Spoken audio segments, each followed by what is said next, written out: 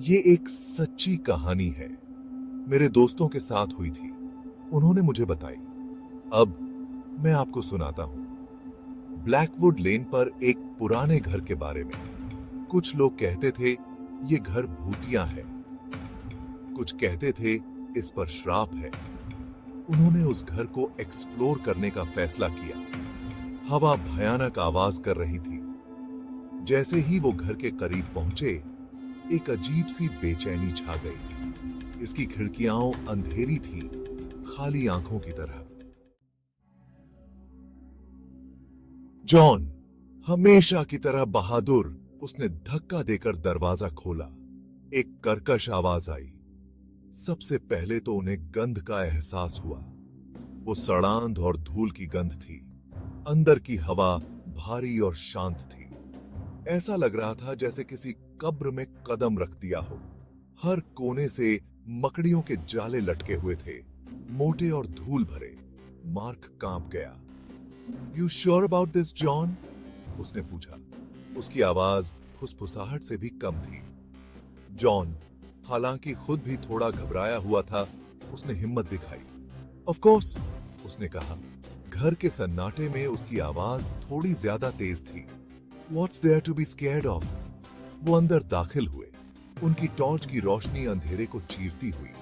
घर उनके चारों ओर चरमरा रहा था और कर्रा रहा था, जैसे किसी लंबी नींद से जगाया गया हो।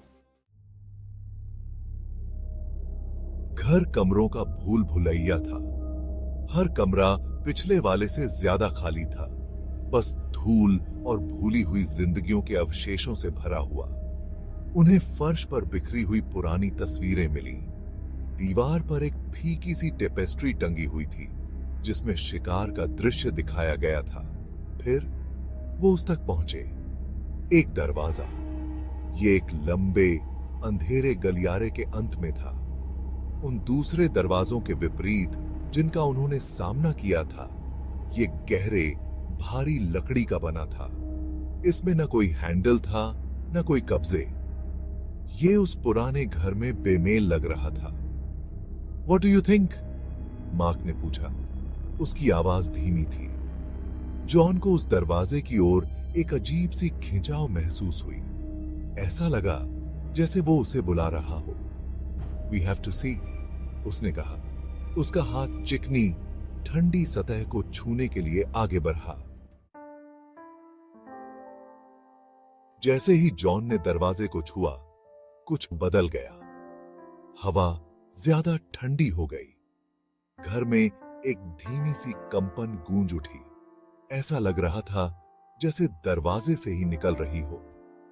मार्क ने कसम खाई कि उसने फुसफुसाहट सुनी, धीमी और स्पष्ट, दूसरी तरफ से आ रही है। Did you hear that? Mark ने फुसफुसाते हुए कहा। उसकी आंखें डर से चौड़ी हो गई थीं। जॉन ने, हालांकि खुद भी हिल गया था, उसने सफाई देने की कोशिश की। It's just the wind, उसने कहा। उसकी आवाज में विश्वास की कमी थी, लेकिन फुसफुसाहट तेज होती गई। ऐसा लग रहा था जैसे वो करीब आ रही है। और फिर उन्होंने उसे देखा। दरवाजे के किनारों से एक धुंधली सी लाल चमक निकल रही थी। भाग 5। लाल चमक। लाल चमक धड़क रही थी, दिल की धड़कन की तरह। यह एक ही समय में मोहक और भयानक दोनों थी। जॉन और मार्क इस अजीब और अकथनीय घटना को देखते हुए जड़वत खड़े थे। उनका डर पल भर के लिए गायब हो गया था। What is that? मार्क ने सांस ली। उसकी निगाहें धड़कती रोशनी पर टिकी हुई थी। जॉन, उसका वैज्ञानिक दिमाग एक स्पष्टीकरण खोजने के लिए संघर्ष कर रहा था, केवल अपना सिर हिला सका। I don't know, उसने वापस फुसफुसाया। But I don't think we should stick around to find out. हालांकि उसके शब्द बीच में ही कट गए, क्योंकि लाल चमक अचानक तेज हो गई। हवा में ऊर्जा की गड़गड़ाहट हुई। उनके पैरों के नीचे की जमीन हिल गई और फुसफुसाहट जो अब पहले से कहीं अधिक तेज थी, चिल्लाती हुई प्रतीत हो रही थी। भाग 6। आशा की एक किरण। जॉन और मार्क, उनका शुरुआती आकर्षण आदिम भय से बदल गया। भागने के लिए मुड़े। उन्होंने बहुत देख लिया था। वे बस घर से बाहर निकलना चाहते थे, दरवाजे से दूर, दूसरी तरफ जो कुछ भी था उससे दूर। लेकिन जैसे ही वे मुड़े, उन्होंने एक बीमार भावना के साथ महसूस किया कि उनके पीछे का दालान गायब हो गया था। वे अब एक बड़े गोलाकार कमरे में थे। दीवारों पर शीशे लगे हुए थे। हर एक उनके भयभीत चेहरों को वापस उन्हें दिखा रहा था। और कमरे के बीच में दरवाजा अपनी भीरी लाल बत्ती से धड़क रहा था। We're trapped! मार्क चिल्लाया। उसकी आवाज शीशे वाले कमरे में अजीब तरह से गूंज रही थी। जॉन ने शांत रहने की कोशिश करते हुए मार्क का हाथ पकड़ लिया। We'll find another way out, उसने कहा, हालांकि उसकी आवाज में आत्मविश्वास की कमी थी। भाग 7। दरवाजा खुलता है। वे फंस गए थे। दरवाजा खुलने लगा। यह धीरे धीरे पीड़ा से खुल गया। लाल बत्ती तेज हो गई। फुसफुसाहट एक बुखार की पिच पर पहुंच गई। जॉन और मार्क आपस में लिपट गए। उनकी निगाहें खुले हुए दरवाजे पर टिकी हुई थीं। वे केवल यह देख सकते थे कि दरवाजा खुल गया, यह प्रकट करते हुए कि परे क्या है।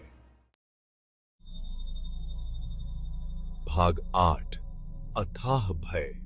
यह कोई कमरा नहीं था जो दरवाजे के परे था। यह एक शून्य था। लाल और काले रंग का एक घूमता हुआ भंवर एक बुरी ऊर्जा के साथ स्पंदित होता है, जो उनकी आत्माओं तक पहुंचती हुई प्रतीत होती है। हवा, सड़ांध की बदबू और किसी और चीज, कुछ प्राचीन और बुरी चीज से भर गई। शून्य की गहराई से आकृतियां उभरने लगीं। भयानक, छायादार आकृतियां जिनकी आंखें गर्म अंगारों की तरह जल रही थीं। वे लंबी, कंकाल जैसी उंगलियों से बाहर पहुंचे। उनकी खामोश चीखें दो भयभीत पुरुषों के दिमाग में गूंज रही थीं। जॉन और मार्क, उनके दिमाग असंभव के खिलाफ बगावत कर रहे थे। केवल गूंगे आतंक में घूर सकते थे। उनकी केवल विस्मृति के कगार पर डगमगाई। भाग 9। जल्दबाजी में वापसी। फिर जितनी जल्दी यह शुरू हुआ था, उतनी ही जल्दी रुक गया। आकृतियां वापस शून्य में समा गईं। लाल चमक कम हो गई। फुसफुसाहट सन्नाटे में बदल गई। दरवाजा